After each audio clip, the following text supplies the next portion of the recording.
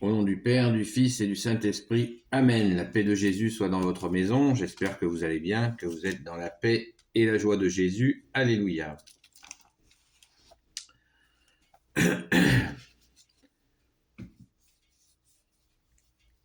Alors, aujourd'hui, nous lisons donc la parole du jour pour changer un peu.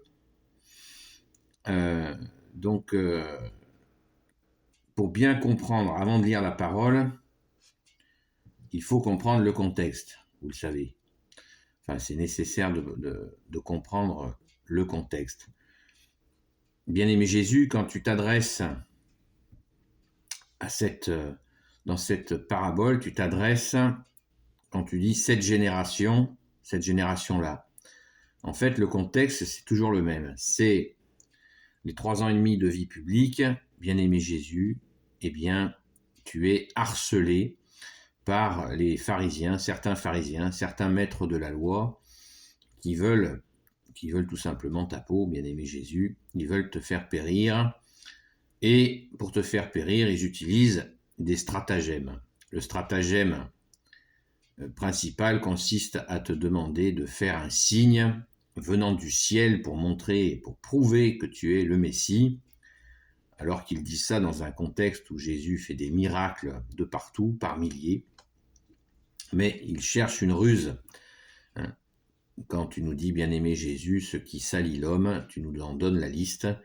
Eh bien, dans la liste, il y a les perfidies. Là, on est dans le summum des perfidies. Et ils veulent absolument essayer d'obtenir un signe afin de, si tu avais fait un signe massif venant du ciel, eh bien, ça aurait éveillé l'attention de l'occupant romain qui immédiatement, ils auraient eu des arguments pour demander aux Romains de te tuer comme ils l'ont fait lors de la crucifixion. Merci Jésus de t'être offert pour nous et d'être ressuscité. Donc voilà le contexte quand Jésus parle de cette génération, alors que les disciples de Saint Jean-Baptiste, par exemple, eux ont été pleins de bonnes intentions puisqu'ils ont tout simplement été voir Jésus. Jésus pour lui demander « Es-tu le Messie tant attendu ?» Parce que le contexte de l'époque, c'est qu'il y avait énormément de faux messies qui se levaient, mais bien sûr, ces messies n'avaient pas d'œuvre. Donc les disciples de Saint Jean-Baptiste, comme ils étaient bien formés par Saint Jean-Baptiste, par Jean le Baptiste, eh bien, ils sont allés le voir et ils lui ont dit « Es-tu le Messie tant attendu ?» Ça faisait 400 ans qu'ils l'attendaient, que le Messie était attendu. Donc, Jésus leur répond cette phrase magnifique. Il leur dit « Les aveugles voient, les sourds entendent, les muets parlent, les boiteux marchent et les morts ressuscitent. » Voilà, c'est pas un code secret, c'est les œuvres. Jésus nous dit dans une autre parole « Si vous ne croyez pas en moi, croyez aux œuvres. » Voilà, les miracles ne cessez pas, mais voilà le contexte dans lequel Jésus dit cette parole. Saint Luc, Évangile selon Saint Luc, versets 29 à 32. Chapitre 11, versets 29 à 32. Comme la foule devenait plus nombreuse, Jésus se mit à dire « Cette génération est une génération mauvaise. Elle peut chercher un signe, on ne lui en donnera pas d'autre que on lui en donnera pas d'autre que le signe de Jonas. Tout comme Jonas a été un signe pour les habitants de Ninive, le Fils de l'homme aussi le sera pour cette génération. La reine du Sud ressuscitera pour le jugement avec les hommes de cette génération et elle les accusera, car elle-même est venue du bout du monde pour entendre la sagesse de Salomon. Et ici, il y a mieux que Salomon. Les hommes de Ninive ressusciteront pour le jugement, tout comme cette génération, et ils l'accuseront, car eux se sont convertis à la prédication de Jonas, et ici, il y a mieux que Jonas. Donc Jonas, merci Jésus pour ta parole.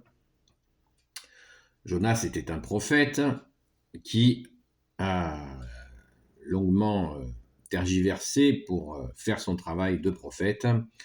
Et quand il s'y est mis, ça a été fulgurant. Il y a cette ville de Ninive qui s'est convertie d'une façon fulgurante. Et c'est pour ça que bien-aimé Jésus te le cite en exemple. Donc une génération qui a accueilli la révélation de ton Père Jésus, notre Père. Et cette reine du Sud, auquel fait allusion Jésus, qui est venu donc parce qu'il voulait connaître la sagesse du roi Salomon, et qui a fait un très grand déplacement pour cela, et elle aussi a cru. Et Jésus précise, il y a plus que Salomon et plus que Jonas. Encore une fois, on retrouve l'humilité de Jésus. Merci Jésus, de cette humilité où Jésus pourrait dire, il en a tout à fait la légitimité de dire « Je suis le Messie ». Vous êtes bouché à l'émery, je suis le Messie, regardez les miracles, vous dormez ou quoi? Non. Jésus dit, il y a plus, ici il y a plus que Salomon, ici il y a plus que Jonas. C'est une façon de dire, c'est à vous de faire la démarche intellectuelle, enfin, déjà dans votre cœur, parce que le cœur devait reconnaître les merveilles que tu faisais, Jésus, et que tu ne cesses pas de faire, merci Jésus, et de le valider intellectuellement. Je veux dire que quand on voit, je sais pas, des aveugles qui voient, des sourds qui entendent, des muets qui parlent, des boiteux qui marchent, des morts qui ressuscitent, c'est quand même assez simple à valider. Eh bien, les gens de pouvoir, cette génération branchée sur le pouvoir, parce qu'ils étaient les tenants de la religion de l'époque, et on voit bien ce que ça fait quand des hommes tiennent un pouvoir, souvent ils ne veulent pas le lâcher. C'est le sens de la conversion. Donner ce pouvoir, cette volonté de pouvoir, il faut la donner à Jésus pour en être libéré. C'est une addiction effroyable. On le voit en politique. C'est quelque chose de terrible. Donc, Jésus est dans cette confrontation avec cette génération qui ne veut pas accepter cette venue du seul Messie pour l'éternité. Ils ne veulent pas. Et pourtant, les signes sont là, mais il n'y a rien à faire. Et Jésus leur martèle leur erreur de ne pas le reconnaître, alors que tout est là.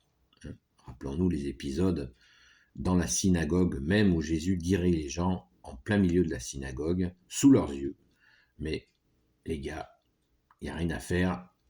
Comme disait l'autre, ils n'impriment pas. Mais ils n'impriment pas parce que, certainement, ils veulent garder leur pouvoir sur le peuple. Certainement qu'il y avait des pharisiens et des maîtres de la loi qui ont complètement accueilli Jésus avec joie, c'est certain.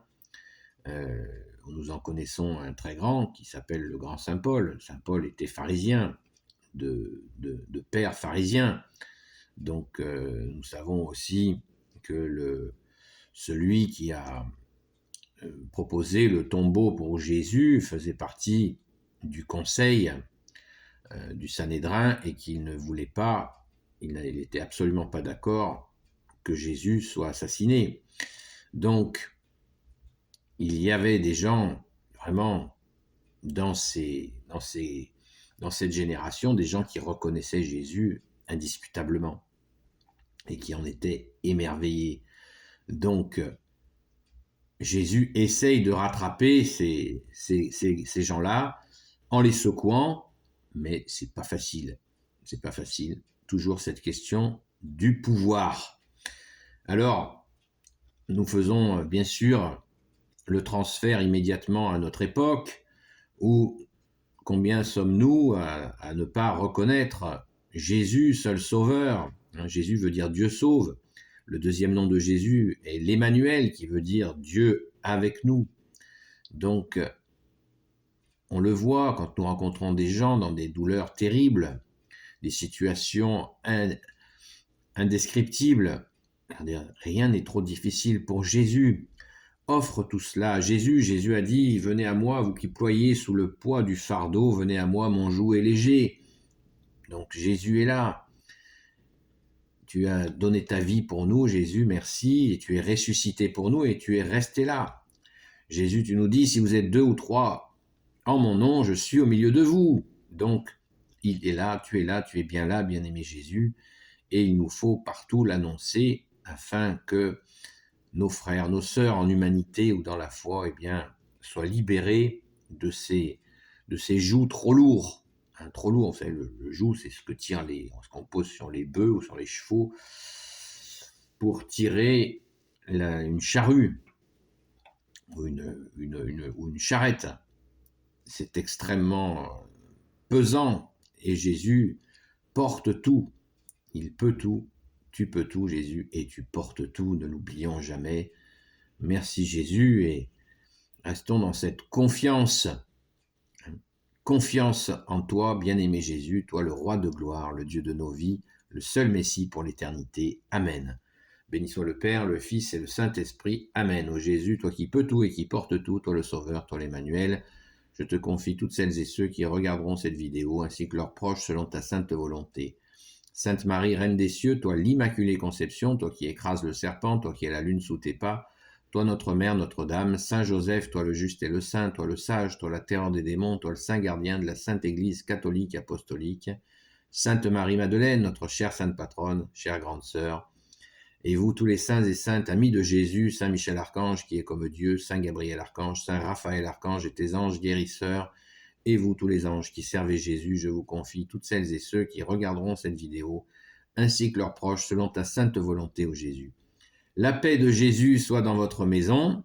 Eh bien, écoutez, n'hésitez pas à aller lire Jonas pour comprendre encore mieux dans l'Ancien Testament.